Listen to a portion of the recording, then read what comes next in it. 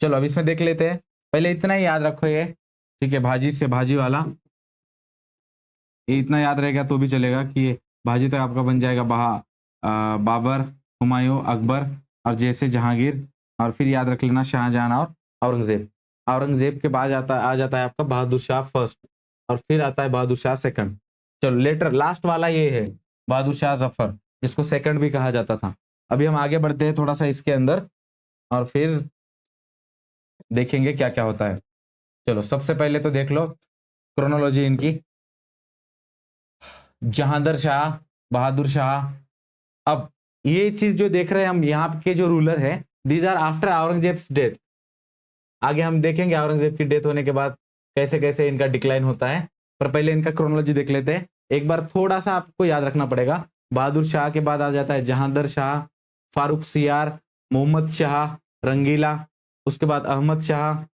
अहमद शाह के बाद आपका आलमगीर सेकंड होता है, शाहजहां थ्री होता है, शाह आलम सेकंड, अकबर शाह सेकंड और बहादुर शाह सेकंड, जिसको बहादुर शाह जफर भी कहा जाता था। तो यहाँ पे अगर आप ये सीक्वेंस देखोगे ना, 1837 से लेके 57, 1857 में क्या हुआ था, रिवॉल्ट हुआ था, ठीक है। इस रिवॉल्ट के लीडर भी कौन थे, तो यही थे बहादुर शाह सेकंड, या जिनको क्या कहा जाता है बहादुर शाह जफर। और फिर ये लास्ट रूलर थे मुगलों के। और औरंगजेब के तुरंत बाद कौन बना, तो बहादुर शाह बनता है रूलर। 1707 से लेके 1712 तक ही रहता है। उसके बाद तो देखो 1712 में आ रहा है कौन, जहांगीर शाह, जो 2 साल तक ही रहता है। यहाँ पे देखो ये 5 इयर्स का रहा, ये 2 साल रहा। अब इससे तुमको पता चलता है कि जो रूलर है वो कितना साल रूल कर पा रहा है, 5 साल 2 साल, तो कितना इफेक्टिव रूल कर पाएगा वो, राइट। तो वो स्टेबिलिटी नहीं थी। और फिर गादी पे बैठने के लिए भी इन लोगों के बीच में झगड़े शुरू हो गए, and there became a so many small kingdoms and the zamindars very powerful which were part of the Mughal empire। वो पावरफुल बनने के बाद they became the king maker। और फिर राजा जो थे मुगलों के, वो एक कठपुतली की तरह बन गए थे वहां पे। वो एक रीजन था। फारूक शाह आ जाते हैं, फिर उसके बाद मोहम्मद शाह, रंगीला, ठीक है। किसी का भी आप थोड़ा सा दौर देखोगे तो it is not really that. यहाँ पे भी देखो आप, ये 13 से लेके 19 तक ही है, सो अराउंड 6 ईयर्स। तो शुरुआती में देखो औरंगजेब के बाद 5 साल तक, 2 साल तक, 6 साल तक, तो राजा इतने जल्दी चेंज हो रहे हैं। चलो तुम्हारा कोई कमेंट है क्या, मैं देख लेता हूं। चलो यहां तक क्लियर है, आप देख लेते हैं क्रोनोलॉजी है। ये नोट्स हम लोगों आप, मैंने अपना जो ऐप के अंदर पीडीएफ वाला सेक्शन होगा ना, वहां पे मैंने अटैच किए हुए, तो आप कभी भी डाउनलोड कर सकते हो वहां से, ठीक है। उसलिए ये वीडियो वहां पे अपलोड भी हो जाएगा ऐप के अंदर, तो और पीपीटी भी वहीं पे रहेंगे ये, तो आप वहां से कभी भी इसको अपलोड कर सकते हो। अभी देख लेते हैं डिक्लाइन ऑफ मुगल एम्पायर। चलो अभी क्विकली इनके रीजंस पूछे जाते हैं आपको।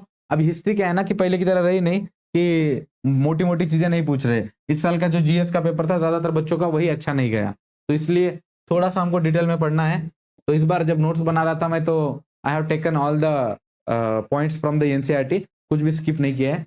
इसमें देखो सबसे पहले तो वीक सक्सेसर्स थे, जो भी इनके बाद रूलर बना, कोई वॉरियर टाइप रूलर बना ही नहीं, ठीक है। औरंगजेब अच्छा इंसान नहीं था, Aurangzeb was not a good person, but वो बाहर जाता था, लड़ाई करता था। वो लड़ाई करना तो कम से कम जानता, क्रूर था वो एकदम, तो क्रूर था इसलिए एक्सपांड कर पा रहा था अपने साम्राज्य को। हम उसको ये नहीं बोलेंगे कि वो रूलर अच्छा था, उसका एडमिनिस्ट्रेशन बहुत अच्छा था। एडमिनिस्ट्रेशन के ऊपर तो ध्यान नहीं था। 25 साल तक तो डेक्कन में पड़ा रहा, ठीक है। दिल्ली उसकी जो कैपिटल है, यहाँ से कोसों दूर है, और वो भाई इधर ही पड़ा रहा। मौत हो गई उसकी इधर पर, वो ही नेवर वेंट बैक। तो वो सब देखते हुए उसको एक अच्छा एडमिनिस्ट्रेटर तो नहीं बता सकते। और वही उसी के टाइम से ये चीजें शुरू हो चुकी थी, ठीक है। तो उसी के टाइम से क्या चीजें शुरू हुई, तो एक तो उसका रिलीजियस इंटॉलरेंस। रिलीजियस क्या था, वो इंटॉलरेंट था, इंटॉलरेंस वाज वन रीजन। उसके बाद औरंगजेब का रिलीजियस इंटॉलरेंस के बाद भी, एंड एक्सपांड जो करना चाहता था वो, एक्सपांशन, ठीक है। एक्सपांशन की जो पॉलिसी थी, और डेक्कन की तरफ ही ज्यादा टाइम उसने लास्ट लास्ट में अपना बिताया। तो एडमिनिस्ट्रेशन के ऊपर उसका ध्यान नहीं था, ठीक है। And no attention to the administration. तो रिलीजियस इंटॉलरेंस की वजह से राजपूत नाराज हो गए, सिखों के साथ उसकी बनती नहीं थी। And then there was also Chhatrapati Shivaji Maharaj, जो डेक्कन के अंदर भगवा फड़का रहे थे सह्याद्री के कॉर्नर कॉर्नर में, ठीक है। हर एक बच्चा एकदम भगवे के पीछे एकदम तलवार लेके खड़ा हुआ था, तो आप लोगों को पता है। एंड यहीं पे आके एक छोटा सा राज्य काबिज नहीं कर पाया औरंगजेब अपनी पूरी जिंदगी में, ठीक है, he has to die here. तो ये चीजें देखते हुए उसी के टाइम पे डाउनफॉल शुरू हुआ था। बट जब तक वो था तब तक उसके जो कमांडर थे उनमें से किसी ने भी आवाज नहीं उठाई, क्योंकि उसका खौफ था, डर था।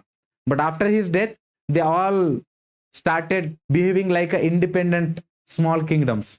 तो वही शुरुआत हो जाती है, राइवलरी अमॉन्ग नोबल्स। क्या हो जाता है, औरंगजेब जब तक था तब तक ये लोग डर के रहते थे। तो जैसे औरंगजेब की डेथ हुई, उसके जो नोबल्स थे, औरंगजेब ने दूसरा क्या किया, उसने लोगों को अपनी तरफ करने के लिए उनको जमींदारी दी।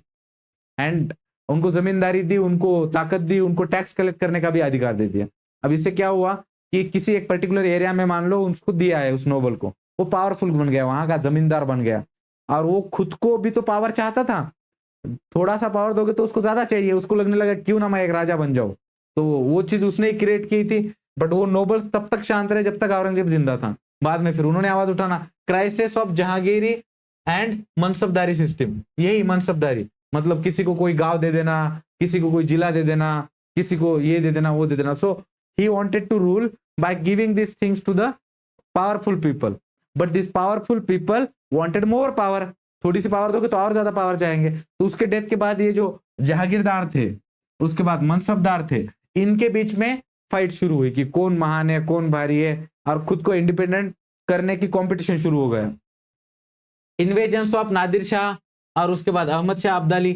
शुरुआत में आप लोगों को पता है कि नादिर शाह आता है, ठीक है, अपना पिकॉक थ्रोन जो था मुगलों का वो लेके चले जाता है, उसके साथ साथ आपका कोहिनूर भी लेके चले जाता है। और वॉर्स ऑफ सक्सेशन कि कौन बनेगा राजा औरंगजेब के बाद, उसके लिए भी झगड़ा शुरू हुआ। औरंगजेब पॉलिसी मैंने बताया, इनटॉलरेंट टुवर्ड्स हिंदू, जिजिया का टैक्स लगाया था उसने, हिंदू धर्म, पिलग्रिमेज टैक्स था, हिंदू धर्म फॉलो करने के लिए टैक्स था। तो ये सारे जो पॉलिसीज थे, सिखों के प्रति बहुत ही इंटॉलरेंट था, उनके गुरुओं को मारा था उसने। So due to all this policies the people were not happy with the Mughals. Rajput भी नाराज थे because of his policies towards Hindus. उसके बाद वीक मिलिट्री एडमिनिस्ट्रेशन, मैंने शुरुआत में बताया कि उसका जो एडमिनिस्ट्रेशन था उसके ऊपर ध्यान नहीं था। आप इसी चीज से उसका पता लगा सकते हो। तो 25 years of his life when he was powerful and king, जिस वक्त पे वो एक अच्छा सब कुछ उसके हाथ में, इतना बड़ा साम्राज्य उसके हाथ में, उसको संभालने की जगह वो डेक्कन में स्वराज्य को खत्म करने में पूरी जिंदगी डाल दी उसने, ठीक है। And he couldn't do it. Chhatrapati Shivaji Maharaj के बाद संभाजी महाराज आए। For 8 years continuously Sambhaji Maharaj fought with him without a single defeat. एक भी डिफीट नहीं हुआ। मुगलों का इतना बड़ा साम्राज्य है, इतना पैसा, इतना दौलत, इतने हथियार, इतने सैनिक है, वो सब लेके डेक्कन में उतरा था वो, and just to defeat and capture the Swaraj. उसने कुछ दिनों में कुतुब शाह को खत्म कर दिया और बाकी आदिल शाह को खत्म कर दिया। बट टू फिनिश स्वराज्य इन 8 years he couldn't win have a single victory when Sambhaji Maharaj was the ruler after Chhatrapati Shivaji महाराज। तो फिर वो भी बात हो गई, और फिर ताराबाई आ जाती है कि उसको लगता है कि अब हो जाएगा। एंड देन आप लोग जानते हो आगे की हिस्ट्री, राजा राम सेकंड को बचाया जाता है, और ताराबाई उनकी डेथ के बाद खुद ताराबाई भी लड़ती है। ताराबाई के दौरान भी ही कुडंट विन द स्वराज्य एंड फिर इवेंचुअली ही डाइड। तो इससे पता चलता है कि कितना ध्यान था उसका दिल्ली के ऊपर। तो दिल्ली के ऊपर जब पहुंचा ही नहीं 25 साल में हो, तो एडमिनिस्ट्रेशन से इतनी दूर वो कैसे कंट्रोल कर रहा था, ठीक है। अब शुरू हो जाता है देखो बहादुर शाह से, जहां पे औरंगजेब की डेथ हो जाती है, और वहां से आगे की हिस्ट्री हम जान रहे हैं। कोई क्वेश्चन है क्या, मुझे एक बार पूछ लो आप लोग, I will check your comments.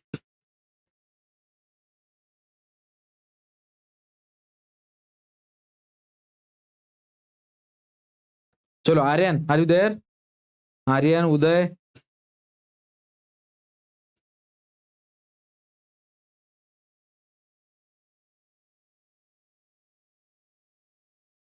चलो चलो जल्दी से कमेंट करो, यहां तक क्लियर है क्या? डिक्लाइन के जो रीजन थे वो मैंने जो बताया वो क्लियर हो गया सब लोगों को? चलो अब आगे बढ़ते हैं। इसके अंदर देखो, period from 1700 to 1800 was very chaotic, बहुत ही ज्यादा कंफ्यूजिंग केओटिक था। इस दौर में कुछ अच्छा हो रहा है ऐसा कुछ था क्या? नहीं, ठीक है। So everything was not under the control. चलो बढ़िया बढ़िया। अभी देखते हैं बहादुर शाह फर्स्ट। जिसको क्या बोलते हैं, लेटर मुगल्स में आता है, क्योंकि औरंगजेब के बाद वालों को हम लेटर मुगल्स मानते हैं। अब यहाँ पे देखो 65 years old when became a ruler, 65 years का था। अब देखो पहली बात तो ऐसा कुछ एनर्जेटिक रूलर लग नहीं रहा है। उसके बाद राजपूत एंड मराठा सॉफ्ट, इसका जो कॉर्नर था, हमको है ना इन सब राजाओं को उतना डिटेल में तुमको नहीं पढ़ना है कि क्या किया, कब उठा, क्या खाया, ठीक है। बेसिक बेसिक चीजें इनके बारे में जाननी है, क्योंकि कुछ भी नहीं किया है इन्होंने बेसिक, तो इनसे कोई सवाल नहीं आता। एक जो आता है वो पॉइंट्स मैंने यहाँ पे ले लिए, इससे ज्यादा तुमको कुछ नहीं पूछने वाले हो। और रिलीज शाहू, छत्रपति शाहू जो संभाजी महाराज के पुत्र थे, छत्रपति संभाजी महाराज के जो सन थे छत्रपति शाहू, उनको छोड़ा था इन्होंने, जो कैद में थे उनके, ठीक है। 79 से ऑलमोस्ट उनको कैद में रखा गया था, पकड़ लिया गया था रायगढ़ के ऊपर उनकी माता जी के साथ। तो पहले तो याद रखते हैं, औरंगजेब के बाद कौन बना, बहादुर शाह फर्स्ट। उसके बाद कितने साल के थे, तो 65 ईयर्स। राजपूत को लेके और मराठास को लेके सॉफ्ट कॉर्नर था। उसके पीछे का रीजन क्या था, बिकॉज ही अंडरस्टूड दैट एक ही टाइम पे बहुत सारे लोग सक्सेशन चाहते हैं, मतलब रूलर बनना चाहते हैं उसकी जगह पे, और उसको चाहिए एक सपोर्ट। एक तो वो ये समझ चुका था कि ताराबाई और छत्रपति संभाजी महाराज के बाद भी स्वराज्य एकदम बरकरार था और बढ़ी रहा था, कुछ उसको प्रॉब्लम नहीं था, और औरंगजेब होते हुए भी जीत नहीं पाया था। तो बहादुर शाह को तो खुद को जानता था वो कि मुझसे तो नहीं होगा। So instead of fighting against the Marathas, क्यों ना मैं उनके साथ अलायंस बना लूं, ताकि मैं प्रॉपरली रूल तो कर सकूं, क्योंकि बहुत केओस था औरंगजेब की डेथ के बाद। और उसको कम करने के लिए उसने ये डिसीजन लिया, जो कि एक अच्छा डिसीजन था कि जो पावरफुल लोग हैं उनके साथ बात बना लो, दोस्ती बना लो, ताकि प्रॉब्लम ना क्रिएट हो। और शाहू को रिलीज किया। सिख के साथ फिर भी वो स्ट्रिक्ट था उस वक्त के बाद, सिखों के साथ उनका जो बर्ताव था वो काफी स्ट्रिक्ट था उनका। और छत्रपति शाहू महाराज को छोड़ने का और एक रीजन बताया जाता है कि he wanted the fight between Tarabai and Chhatrapati Shahu Maharaj, because जब छत्रपति शाहू महाराज को छोड़ा गया, as we know that there was a fight between Tarabai and Chhatrapati Shahu, और उसके बाद दो राज्य बने, एक तो सातारा और दूसरा वाला कोल्हापुर। कोल्हापुर की गादी ताराबाई को दी गई, एंड जो सातारा की गादी है वो छत्रपति शाहू महाराज के पास आ गई, ठीक है। तो दो स्टेट बनाए गए, बीच में से एक लाइन, एक रिवर का को ये तय किया गया है कि भाई इसके आगे हम रहेंगे, इसके आगे तुम रहोगे, ताकि फैमिली का डिस्प्यूट ना आगे बढ़े। तो ये इनका रवैया था बहादुर शाह फर्स्ट का। अब उसके बाद देखते हैं, यहाँ पे देखो अपने पास चौथ, उनके बाद इनके टाइम पे इन्होंने क्या और क्या किया। चौथ मतलब ये क्या था कि 1/4 land tax was not granted to Marathas, Marathas को उसने टैक्स देने से मना किया 1/4। उसके जगह पे क्या किया, सर देशमुखी दी मराठाओं को। सर देशमुखी का मतलब क्या था, प्रोटेक्शन टैक्स दिया। उनको बोला कि तुम हमको प्रोटेक्ट करो बाहर के एनिमीज से, बदले में हम तुमको क्या देंगे, protection tax, so that they don't attack you, ठीक है। और दूसरा एक रीजन था कि प्रोटेक्शन टैक्स किसी और से तो प्रोटेक्शन करना ही था, बल्कि तुम खुद भी उनके ऊपर अटैक ना करो। जब तुमको ही बोल दिया गया है कि भाई प्रोटेक्शन का टैक्स तुमको दे रहे हैं, तो तुम खुद अटैक कर पाओगे क्या, नहीं। ये कहीं ना कहीं स्मार्ट मूव था उसका, ठीक है। But he obviously he was not powerful enough to protect himself, and also he was afraid of marathas during that time कि मराठास आएंगे अटैक करेंगे तो लड़ेंगे कैसे, तो इससे अच्छा है कि उनको टैक्स दे देते कि भाई तुम हम पे ऊपर अटैक ही मत करो। And granted sardeshmukhi to Marathas, उनको सर देशमुखी दी उसने। उसके बाद made peace with the Jat chief, जिनका नाम क्या था, चुरामन, ठीक है। चुरामन बोल के जो जाट कम्युनिटी है हरियाणा के आसपास के, उत्तर प्रदेश, वेस्टर्न उत्तर प्रदेश, हरियाणा, वो जो एरिया था वहां पे आपको जाटों का ये दिखेगा। तो उनके साथ उसने पीस बना लिया। डिडंट अबॉलिश जिजिया, बट जिजिया जो टैक्स था उसको अबॉलिश नहीं किया, ठीक है। ये उसके पीछे का रीजन क्या था कि उसको बहुत ही सॉफ्ट भी माना जा रहा था, तो उसको इस चीज का डर था कि उसी के लोग उसको बोलेंगे कि अरे ये बहुत कमजोर है, सभी के साथ पीस मना लेता है, खुद मराठाओं को टैक्स दे रहा है, ठीक है, और राजपूतों के साथ सॉफ्ट कॉर्नर है इसका। So for that reason probably he didn't abolish, ठीक है, जिजिया टैक्स, खुद को एक स्ट्रांग बताने के लिए कि मैं एक इस्लामिक रूलर। उसके बाद आगे बढ़ते हैं, इसमें आ जाता है देखो जहांदर शाह, ठीक है। अब इसका रूल 2 साल तक ही चला है भाई का, ठीक है। 2 साल के बाद टाटा बाय बाय, इसको गुड बाय कर दिया गया, ठीक है। अब फोटो तो कैसा निकाला एकदम शूरवीर की तरह, देखो यहाँ पे came in power with the help of Zulfiqar Khan. इसको पावर में लाने वाला ये पॉइंट याद रखने का, कौन था, तो जुल्फिकार खान। उसके बाद peace and friendly policy, Rajput, Maratha और हिंदुओं के साथ इसकी पॉलिसी कैसी थी, फ्रेंडली थी। और एंडेड जिजिया, तो इसी वजह से इसने क्या खत्म किया, jizya tax on the non Muslims के ऊपर जो लगाया गया था, रिलीजियस टैक्स था, बहुत डिस्क्रिमिनेटरी था ये, कि भाई तुम मुस्लिम छोड़ के कोई और रिलीजन अगर फॉलो करते हो तो तुमको टैक्स देना पड़ेगा। अब जो टैक्स नहीं दे सकता उसको क्या करेंगे, फिर वो कन्वर्ट हो जाएगा इस्लाम के अंदर। उसके बाद जय सिंह अंबर, ठीक है, उनको मिर्जा राजे सवाई बोल के टाइटल दिया इन्होंने। उसी के साथ made peace with the Churaman Jat, इन्हीं के साथ, और जो थोड़ा बहुत झगड़ा बचा हुआ था उसको इसने कंटिन्यू किया, इसके प्री डिसेसर ने जो भी किया उसी को इसने आगे कंटिन्यू किया, बहादुर शाह ने जो भी किया था, ठीक है, फर्स्ट ने उसी को कंटिन्यू करके इनके साथ पीस बना लिया। इनके बारे में ये याद रखो। अब इस श्रेणी के अंदर लास्ट में ये जो जहांगीर शाह है, इसके पहले जिजिया किसने लाया था, ये एक क्वेश्चन बन जाता है। So that was bought by Aurangzeb and ended by किसने, दैट इज जहांगीर शाह, ठीक है, जहांगीर शाह ने खत्म किया, औरंगजेब ने लेके आया था उसको। उसके बाद फारूक सियार आ गया, देखो, ठीक है, ये 13 से लेके 19 तक रूलर बना रहा, came in power with the help of Sayyid brothers. ये जो सैयद ब्रदर्स है इनके बारे में एक चीज याद रखना, इनको किंग मेकर कहा जाता था उस टाइम पे, किंग मेकर, ठीक है। और he was killed by the Syed brothers. Last में जब उनकी बातें मान नहीं रहा तो इन्होंने उसको tata bye bye goodbye करा दिया। एंड बंदा बहादुर इसी के टाइम पे सिखों के साथ पकड़ा, सिखों का जो अपना जो 10वें गुरु थे, गुरु गोविंद सिंह जी, उनकी डेथ के बाद बंदा बहादुर जो सिखों का लीडर बना था, आर्मी का लीडर बना था, and he continued his struggle against the British, sorry मुगलों के साथ अपनी लड़ाई जारी रखी थी इन्होंने। तो इनको कैप्चर कर लिया गया था इसी के टाइम पे, फारूक सियार के कैप्चर, और उसको मार डाला गया था। तो ये एक पॉइंट इसके बारे में याद रखना है। अब मोहम्मद शाह आ जाएगा फिर से, देखो मोहम्मद शाह, ठीक है। अब मोहम्मद शाह का नाम है मोहम्मद शाह रंगीला, ये याद रखना आसान है कि सीधा मोहम्मद शाह रंगीला पढ़ा करो इसको तो याद रह जाएगा। जैसे ये इसका नाम है रंगीला, पूरा रंगीन आदमी था, तो काफी शौकीन चीजें रखता था, ठीक है।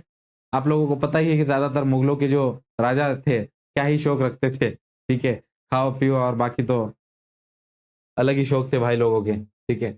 निजाम उल मुल्क, ये इसके वजीर बन जाते हैं। एक निजाम उल मुल्क का शुरुआत में डेक्कन, डेक्कन मतलब जो अपना डेक्कन का इलाका है अभी, वहां के पेशवा हुआ करते थे। किसके लिए पेशवा भी नहीं बोल सकते, उनका वॉइस रॉय बोलो, मतलब कंट्रोल करने के लिए भेजा था उसको।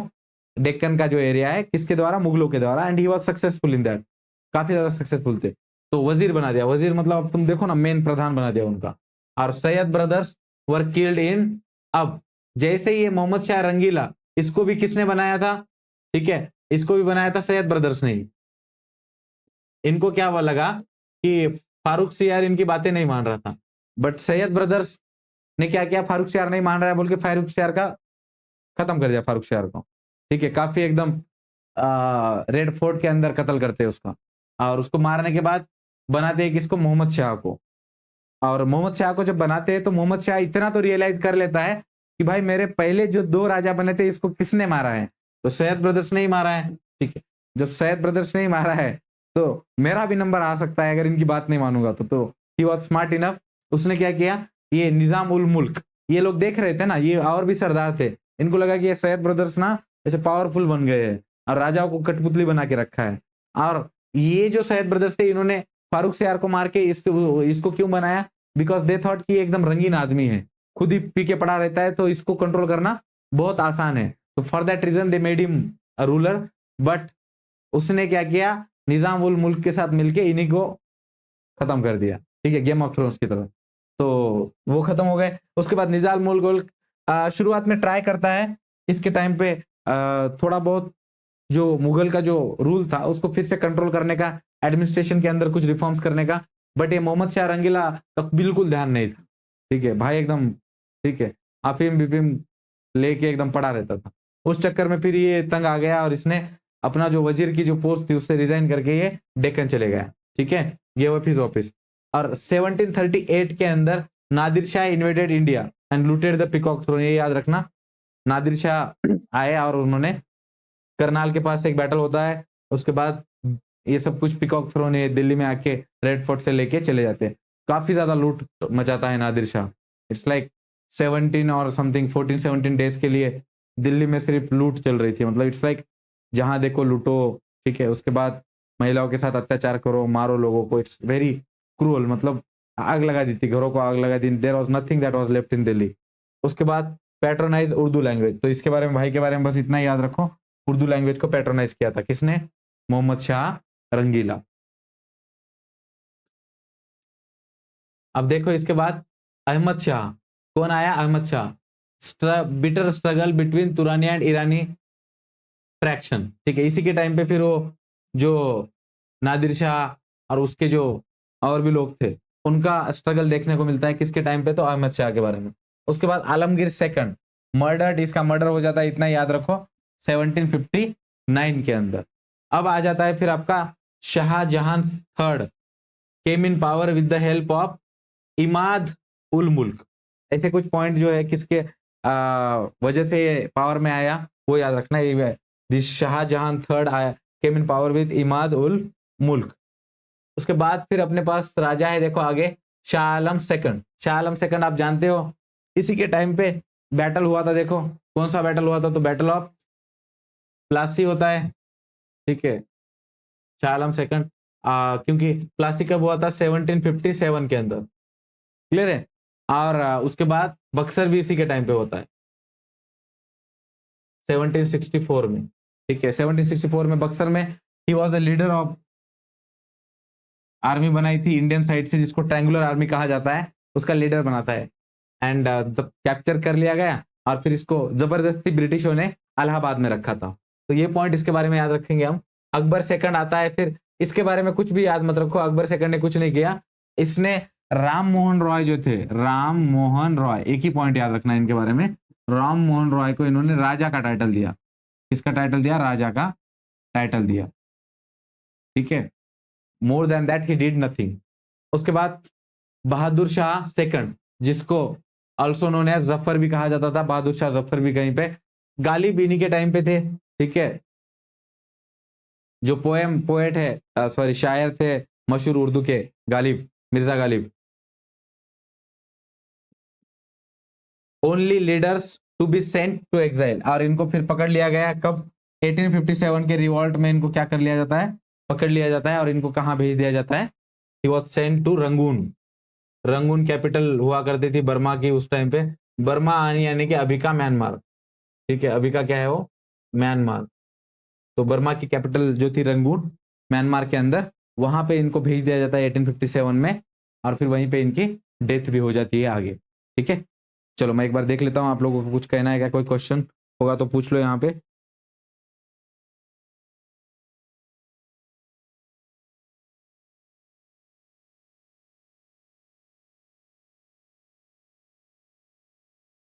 चलो आर्यन, यहां तक समझ में आया दोस्त? और यहाँ पे फिर ये मुगलों की जो चैन है वो खत्म होती है, 2-3 बार पढ़ लोगे तो याद रह जाएगा ये। चलो ये वाला फोटो देखो, थोड़ी देर रख ही देता हूँ ये स्क्रीन के ऊपर, देखने को भी अच्छा लग रहा है।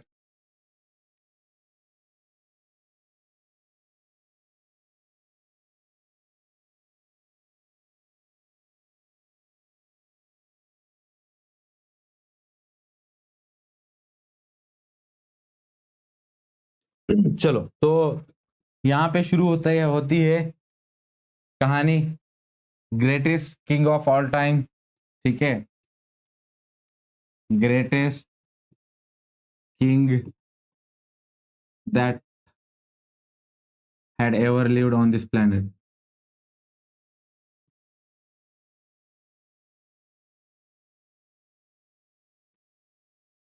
ठीक है, स्वराज्य की, ठीक है। तो यहां से शुरू होती है छत्रपति शिवाजी महाराज, छत्रपति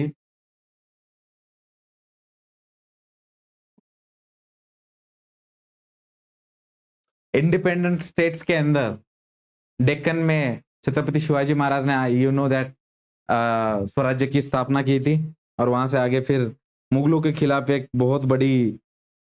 चलो ग्रेट आर्यन, थोड़ा सा ये हो रहा है कि जब भी मैं आपको कुछ बोलता हूँ ना तो आपका रिस्पॉन्ड थोड़ा सा लेट आता है, तो ऐप के अंदर ही सेटिंग में कुछ हमको टाइमिंग का करना पड़ेगा, because when I ask something ना it reaches to you, 1 minute का डिफरेंस आ रहा है, ठीक है। चलो तो अब यहाँ पे देखते हैं छत्रपति शिवाजी महाराज देख लिया आपने, स्पेसिफिकली बहुत सारे इंडिपेंडेंट स्टेट्स थे। If I wanted I could have kept any other photo, but Chhatrapati Shivaji Maharaj से ज्यादा इंडिपेंडेंट को पाके मुगलों के खिलाफ लड़ने की जो ताकत थी और वो जो जज्बा था वो किसी के अंदर नहीं था, तो इसलिए उन्हीं को रखा है। क्योंकि जब आगरा भी गए थे तो दरबार के अंदर दूर दूर से राजा महाराजा आए थे, बड़े बड़े लोगों को औरंगजेब ने बुलाया था अपने 50th बर्थडे पे, एंड वहां पे छत्रपति शिवाजी महाराज ने अपना स्वाभिमान खोने नहीं दिया, उसके सामने दरबार में अपने अभिमान को बचाया, फिर उसके लिए अपनी जान ही क्यों ना चली जाए, एंड फिर वहां से भी बच के निकलते हैं। सो इसीलिए बोला कि इंडिपेंडेंट स्टेट में जब आजादी की बात हो तो छत्रपति शिवाजी महाराज से महान कोई नहीं हो सकता। चलो अब ये मैप है 1750 का, इंडिया का 1750 का मैप है। यहाँ पे आप अगर देखोगे ये पूरा जो एरिया दिख रहा है ये दिस, ठीक है, यहाँ से ये पूरा this one is Maratha empire, ठीक है, यहाँ तक मराठा एम्पायर पहुंच चुका है। दिस वन इज राजपूतों का है यहाँ पे, ठीक है।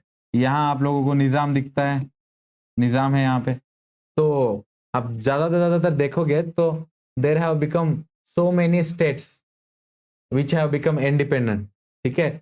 रोहिलखंड दिख रहा है यहाँ पे, ये वाला जो एरिया है, अवध यहाँ पे इंडिपेंडेंट दिख रहा है। So there are so many states जो इंडिपेंडेंट बन चुके थे। हम थोड़ा सा आगे जाते हैं, हम यहाँ पे मैसूर है, नीचे वाला जो एरिया है this one is Mysore, Karnataka के पास, ठीक है। और चलो अभी देखते हैं सी, ये मैप है अपना, जहाँ पे आपको यहाँ पे अवध देखने को मिलेगा। उसके बाद जाट्स का एरिया यहाँ पे था हरियाणा के पास, सिख साम्राज्य यहाँ पे फैल रहा था, मराठा देखो यहाँ पे फैल रहा है। उसके बाद ये निजाम का देखो, he was also on Bengal. तो ब्रिटिश जहाँ पे आपको है, मुगल जहाँ पे आपको ये पूरे एरिया पे कंट्रोल करते हैं, उस पूरे एरिया के अंदर इतना ज्यादा एरिया ऑलरेडी इंडिपेंडेंटली वर्क कर रहा था। They were not under the British empire, ना ही वो ब्रिटिशों की सुनते थे ना ही कुछ कर रहे थे। यहाँ तक ये जो अवध के और बंगाल के जो नवाब थे वो बोलने का तो ब्रिटिशों को मानते थे, but they were acting independently, ठीक है। तो राष्ट्रपति की तरह काम था, ये लोग पंत प्रधान बने बैठे थे उधर, और मुगल क्या बने बैठे थे, राष्ट्रपति। मराठा तो वैसे भी मानते भी नहीं थे उनको, ठीक है। मराठा एम्पायर के अंदर बाजीराव सेकंड के बाद में मुगलों को मानना ही बंद कर दिया। चलो क्लासिफिकेशन ऑफ रीजनल स्टेट्स का अगर हम देखेंगे तो हमको देखने को मिलता है, देखो सबसे पहले यहाँ पे सक्सेसर्स स्टेट्स में break away from Mughal provinces, उससे अलग हुए लोग। उसके बाद recognise sovereignty of the Mughal empire, पहले तो सॉवर्निटी उसकी मानी, सार्वभौमत्व, और उसके बाद हैदराबाद, अवध, बंगाल, कार्नेटी, ये अलग हुए, but they considered themselves under the Mughal empire, ठीक है। वो राष्ट्रपति और पंत प्रधान वाला काम था। और इंडिपेंडेंट स्टेट्स में emerge due to the destabilisation of the empire, जैसे ही स्टेट डिस्टेबिलाइज हुआ तो इंडिपेंडेंट स्टेट्स बने।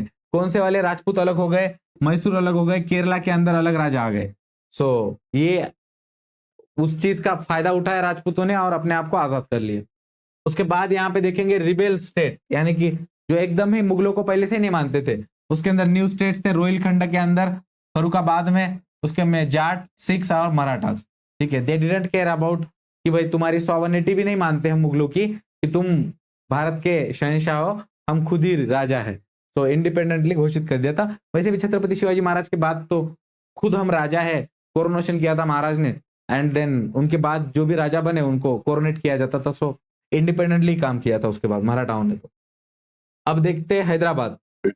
अब क्या हो गया, जो निजाम उल मुल्क था, ठीक है, निजाम उल मुल्क, ये जो भाई साहब थे ये पहले दिल्ली में तो रहे, अब पर 1824 के दौरान ही लेफ्ट दिल्ली, रिजाइन कर दिया, वजीर थे वहां के, और डेक्कन आ गए। उसके पीछे का रीजन भी क्या था कि कोई किसी को भी मार रहा था। रेड फोर्ट के अंदर सरदार सरदार को मार रहा है, राजा राजा को मार रहा है, राजा का भाई राजा को मार डालता है। सो इट्स लाइक, अब सैयद ब्रदर का वो जो दौर देखो, the kings are being killed, ठीक है। 5 साल तक पहला बहादुर शाह रहा, उसके बाद 2 साल तक उसके बाद आने वाला, और फिर फारूक सियार कुछ 6 इयर्स तक बना रहा। So it's like the kings are being killed, और कोई किसी को भी मार रहा है। सो मोहम्मद शाह ने मार दिया सैयद ब्रदर्स को।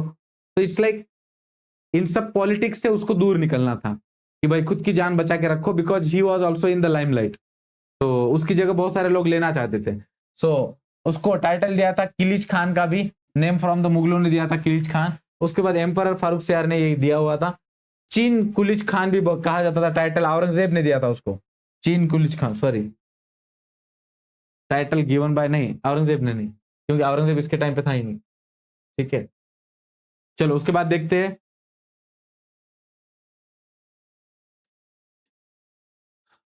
डिफीटेड, सैयद ब्रदर्स को डिफीट किया, और उसी के साथ निजाम बिकेम द वजीर ऑफ, मोहम्मद शाह का वजीर बने थे, हम जानते हैं 1924 में। एंड देन उसके बाद गिवन टाइटल असफ जहां बाय मोहम्मद शाह। अब एक ही इंसान है ठीक है, किलिच खान, असफ शाह, नाम ही बदल रहे हैं उसके, उसको टाइटल दिया जा रहा है किसका, असफ जहां, और दिया किसने, मोहम्मद शाह ने। And became the governor of Hyderabad, Hyderabad का गवर्नर बन के आए हो 1724 के अंदर, खुद को जानबूझ के इधर लाया डेक्कन में। Gave up all positions of Nizam and went to south, और सारे अपने जो वजीर के जो पोजीशंस थे निजाम होने के वो दे दिया और साउथ चले गए। For the battle of Shakar Kheda against Mubariz Khan viceroy of Deccan, उसके साथ लड़ाई लड़ी, जो मुगलों का ही वॉइस रॉय बनाया था इन लोगों ने। बट जब मुगलों का ही वॉइस रॉय जो डेक्कन में, मतलब चीफ मिनिस्टर मान लो इस एरिया का, जब वजीर आ रहा है, वहां का मेन हेड आ रहा है मुगलों का, उसको आने नहीं दिया, उसको लड़ाई करनी पड़ी डेक्कन को वापस लेने के लिए। तो आप इससे समझ लो कि जो छोटे मोटे रूलर थे वो कितना मान रहे थे ब्रिटिशों को। ठीक है, how much they were appreciative of the Britishers, sorry Mughals. ठीक है, how much appreciative of the rulers that were sitting in the Delhi. Mughal जो भी एम्परर थे उनको कितना मान रहे थे, कुछ भी नहीं मान रहे थे, उनकी अथॉरिटी को खुलेआम वो लोग चैलेंज कर रहे थे। और दिल्ली में बैठा हुआ राजा कुछ कर पा रहा है क्या, नहीं। अब उसके बाद देखो यहाँ पे निजाम उल मुल्क का फोटो है। ठीक है, अब यहाँ देखो, never openly declared independent but practised acted like a independent ruler. तो ये स्टैंडर्ड चीज थी। अब छत्रपति शिवाजी महाराज को भी जीतो, आसफ जहां डायनेस्टी की शुरुआत होती है इनसे।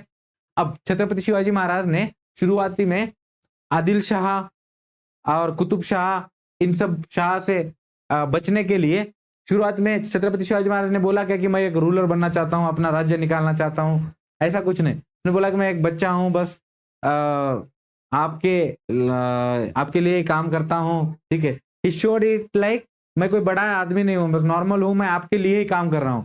जब वो किले जीत भी लेते थे उन्हीं से, तो बोलते थे मैं आपके लिए ये किला जीता हूं, आपके लिए उसको बचा के रख रहा हूं। So he never in the initial stage of his life he never made it feel the other people that he is doing something, क्योंकि जब वो छोटे हैं तो उनको कुचला जा सकता है। ठीक है, और ये he also did the same thing कि openly he never declared that I am independent from Mughals, कि वो नहीं चाहता था कि मुगल के कोई सरदार आया और उसके साथ लड़ाई करे और हैदराबाद का जो स्टेट है निजाम का वो डिस्टेबलाइज हो। So for that reason he is like मैं तुम्हारे साथ ही हूं, बट हर डिसीजन खुद लेता था। There was no authority over him from the Delhi, मुगलों के जो दिल्ली के जो शहंशाह बैठे उनकी कोई बात नहीं मानता था वो, बट पब्लिकली बोला नहीं था सिर्फ। ठीक है, successors were known as the Nizams of Hyderabad. उसके बाद जो भी सक्सेसर आए उनको क्या बता नाम मिला, उनको टाइटल निजाम्स ऑफ हैदराबाद, उस नाम से वो जाने गए। असफ जहां डायनेस्टी शुरू होती है यहां से, असफ जहां टाइटल दिया गया था इसको। अब अवध के अंदर हम एक क्लास देखते हैं हिस्ट्री के अंदर, फिर इंग्लिश शुरू करेंगे। ठीक है,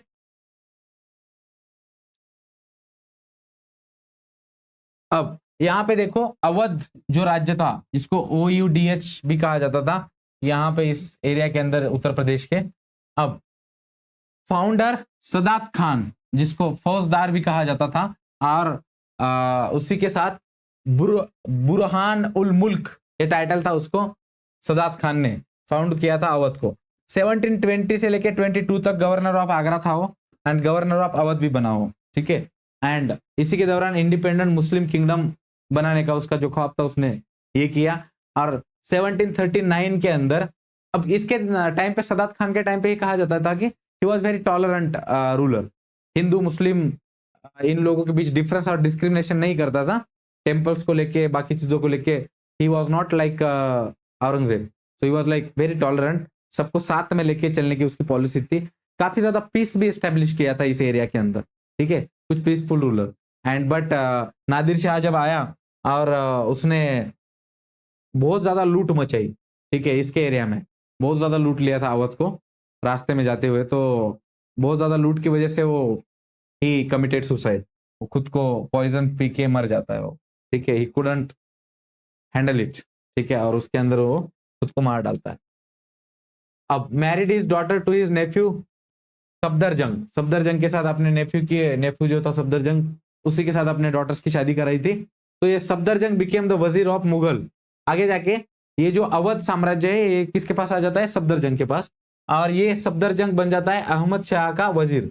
वजीर मतलब मेन इंसान अभी, ठीक है। और सफदरजंग सन शुजा उद्दौला लेड, अब ये शुजा उद्दौला इस एरिया के अंदर, ठीक है, शुजा उद्दौला के टाइम पे प्रॉस्पेरिटी एंड डेवलपमेंट होती है और एक नया ट्रेंड बनता है लखनऊ के अंदर शुजा उद्दौला के टाइम पे, ठीक है। सदात अली खान का ये फोटो है।